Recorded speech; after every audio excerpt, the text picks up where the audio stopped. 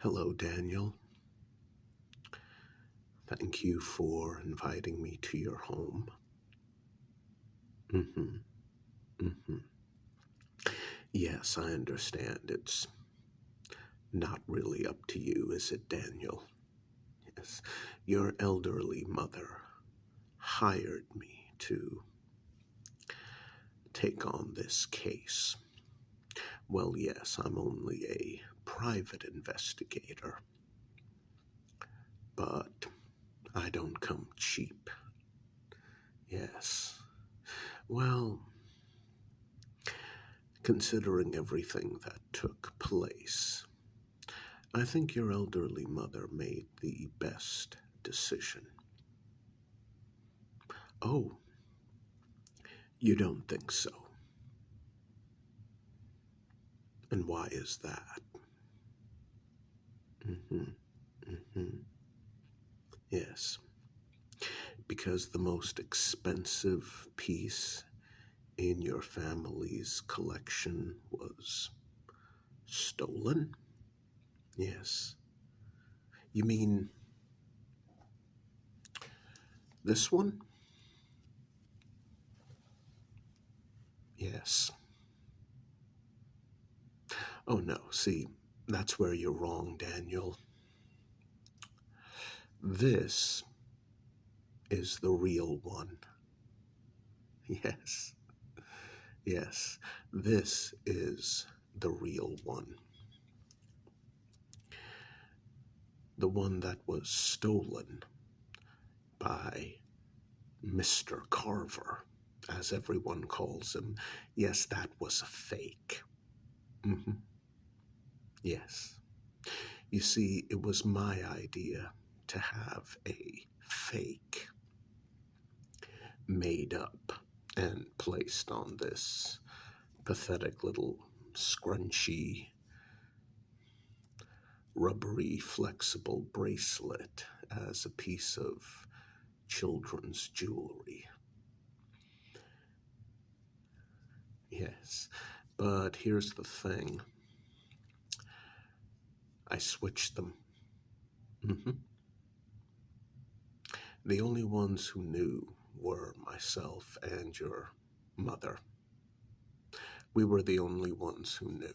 Yes, this is the real one on this ugly little scrunchy bracelet, hair tie, whatever you want to call it. hmm The one everyone thinks is real. Well, that chain isn't even platinum, it's stainless steel. These are the real diamonds. Yes, real diamonds. Worth a fortune. hmm Well, that's how I know the difference between the real thing and the fake. Yeah, the real one is on this thing. hmm And it's attached quite well. I mean, you can't unattach it without destroying this black scrunchie. It can be worn as a hair tie. Yes, isn't it lovely? And of course, the fake one is on the stainless steel chain that was polished up to look platinum. Why did I do that? Well, basically, to set a trap. Yes. I mean, everyone heard of Mr. Carver, this slick, violent individual going around town. His debauchery, his drunkenness, the fights he got into. Yes, yes, yes. Well, not really fights. He just sucker punched everyone he met. And then he started pulling guns on people. Yes, yes. Yeah. The mysterious Mr. Carver. I mean, even with my background, people leave a paper trail. They leave information about themselves. Hell, this digital age, you should see what my young secretary is capable of. Absolute genius. Yeah, I pay her extra to use her computer skills. My best friend calls me horribly old-fashioned. Well, sometimes old-fashioned detective work gets the job done, and sometimes it can use an assist from someone who's a wizard with computers, or I guess a hacker, technically. Yeah. Oh, don't worry about this. I'm going to hand this back to your mother. But as for the mysterious Mr. Carver, well, that's the thing. No one could really find him. Police been searching for him for weeks. I mean, it's rather obvious that he was the one who stole it. Well, he thinks he did. Yeah, he's walking around with a fake. But here's the thing. Even though it's a fake, it exists. It's real. You know, unlike Mr. Carver. Oh, what do I mean?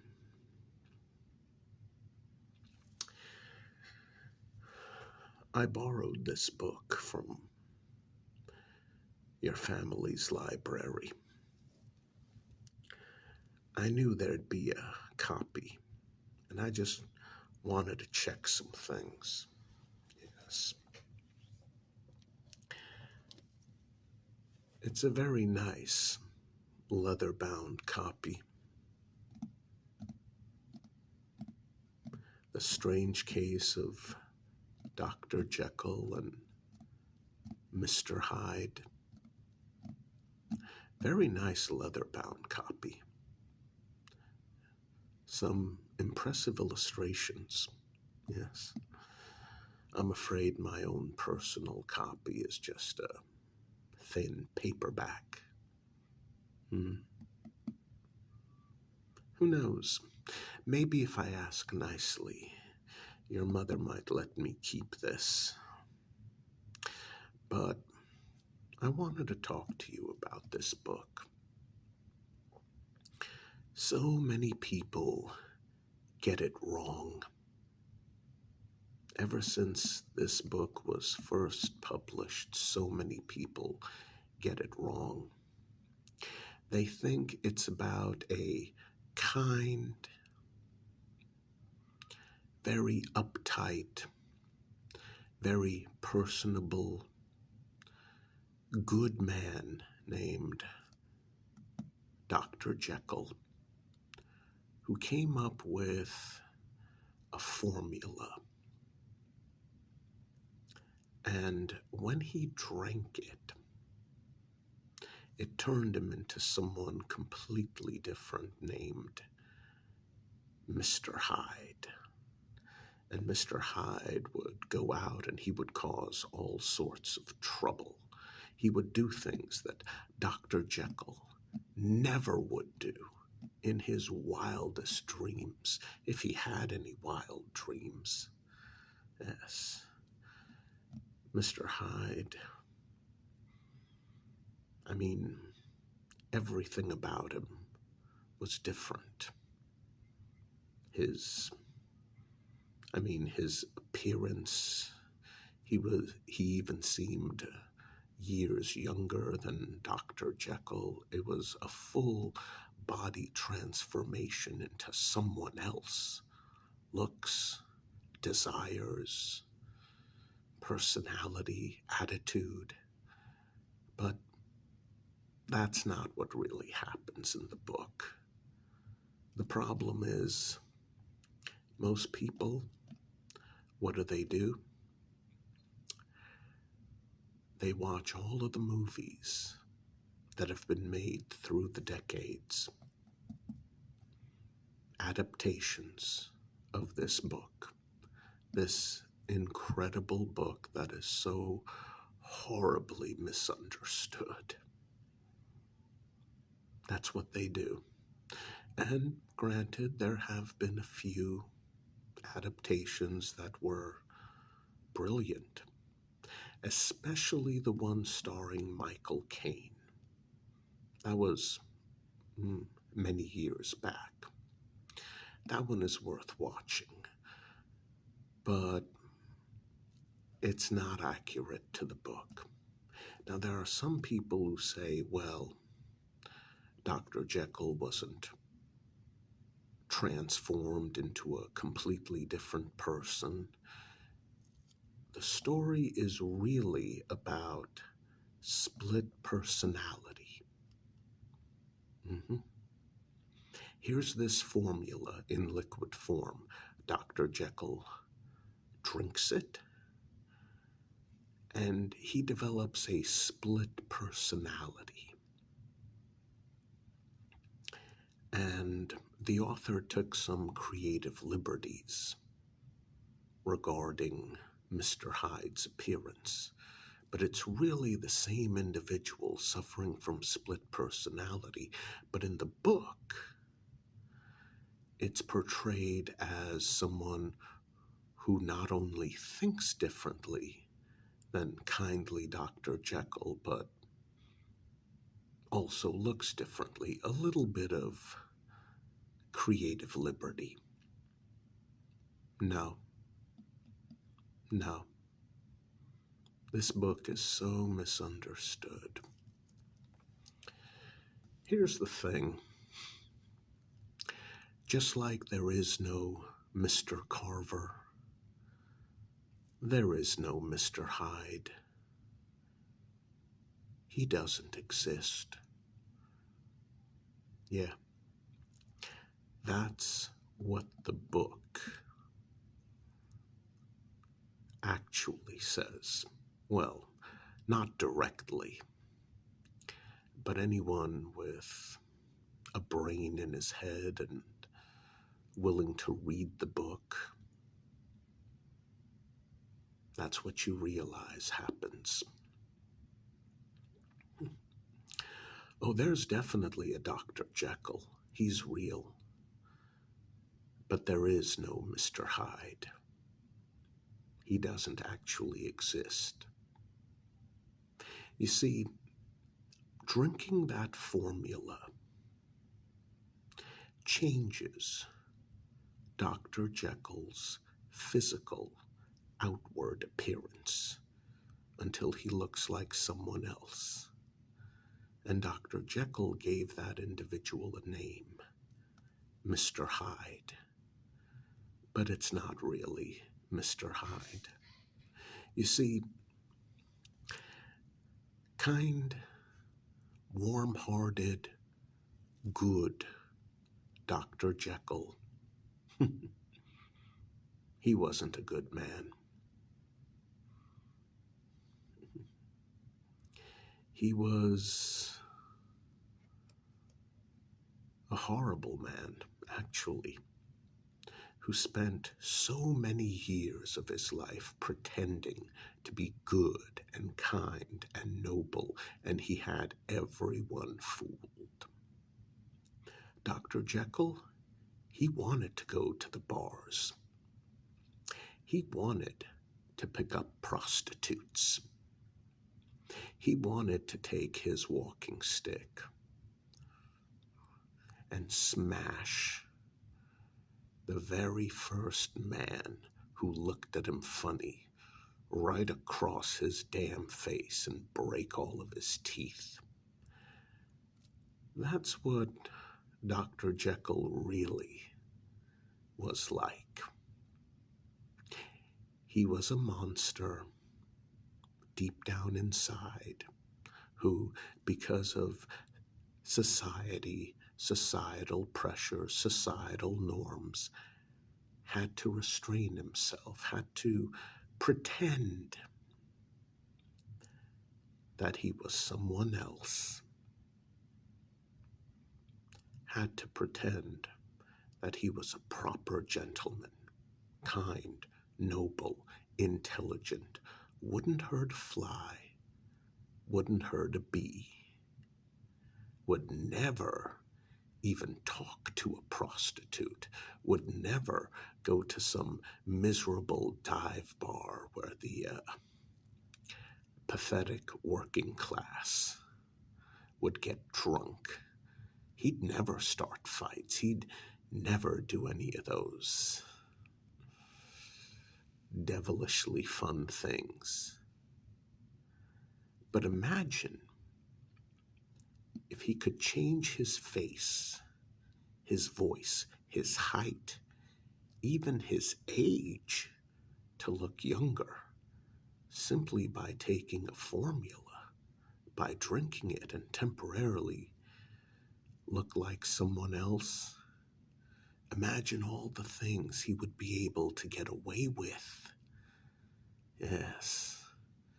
And Dr. Jekyll's wonderful, perfect, polished reputation. Why, it would never suffer. No one would get the two of them confused for each other.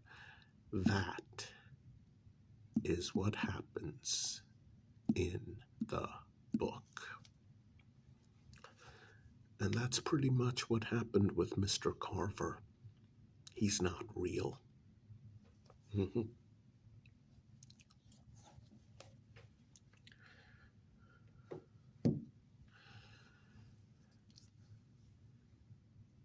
He's not real at all. He never existed. You were smart, but see, you made a very common mistake.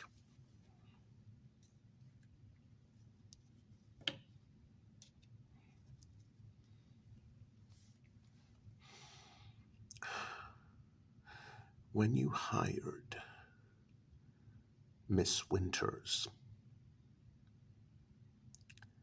as your pretend girlfriend, yeah, the professional Hollywood makeup artist, and you posed for that Halloween picture last year and you said, oh, she's just an amateur, but look at the great job she did. No. I saw that photo along with the others.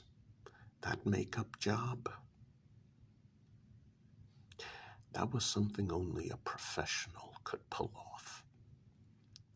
And I did some research into Ms. Winters. She is a professional. What did you do? Tell her that you actually cared about her. Tell her the two of you could run away together, split the proceeds after you sold this lovely thing. Did you convince her that you loved her? Who knows, maybe you do. I doubt it. These were your downfall. Yes.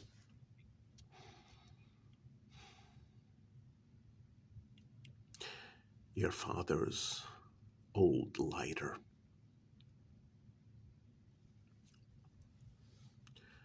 The pen he gave you when you graduated.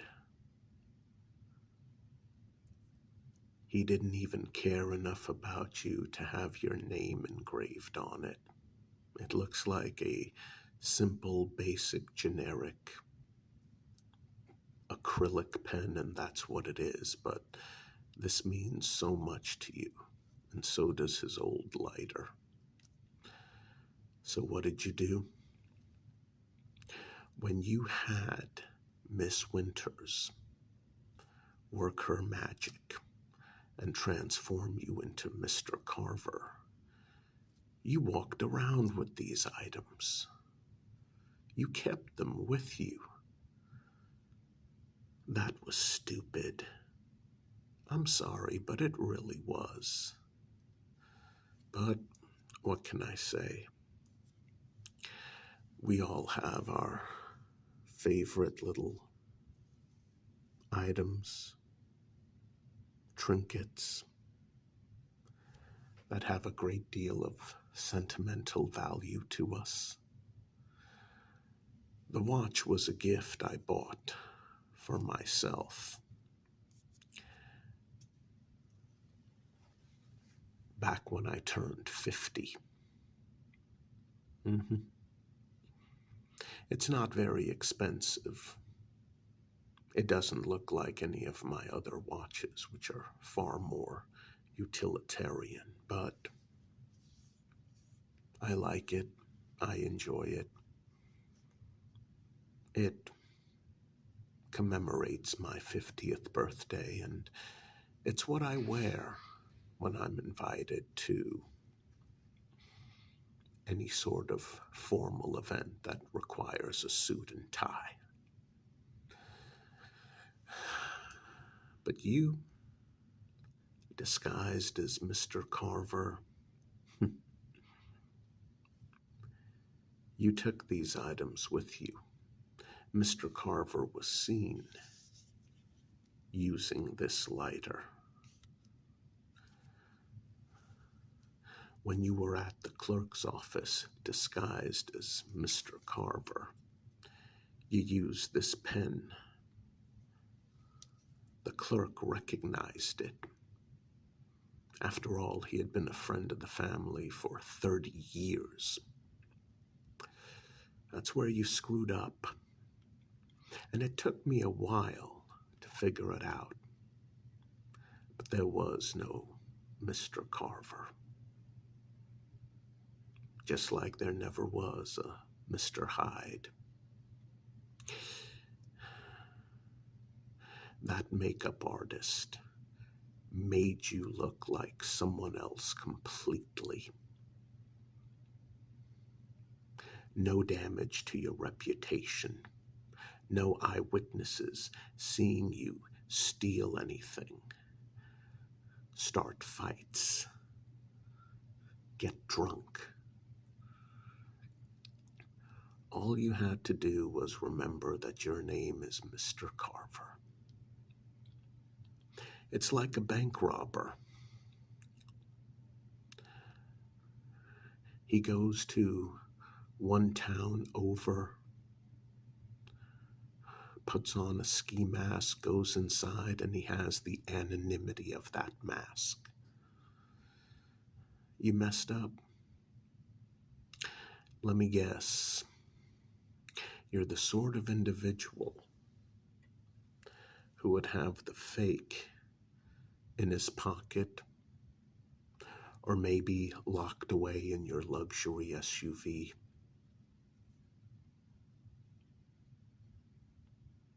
Oh, I knew you wouldn't just immediately run off with it. That would be too suspicious.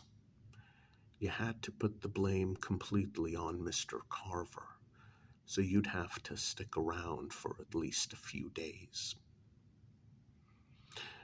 Don't bother denying it. The police already picked up Ms. Winters. Yeah, she confessed. Sorry, did I forget to mention that? Oh, and don't try anything funny. Inspector Ronson and two big burly police officers are outside that door, waiting to arrest you. It was an ingenious plan, but using your personal favorite trinkets as Mr. Carver, that's where you screwed up.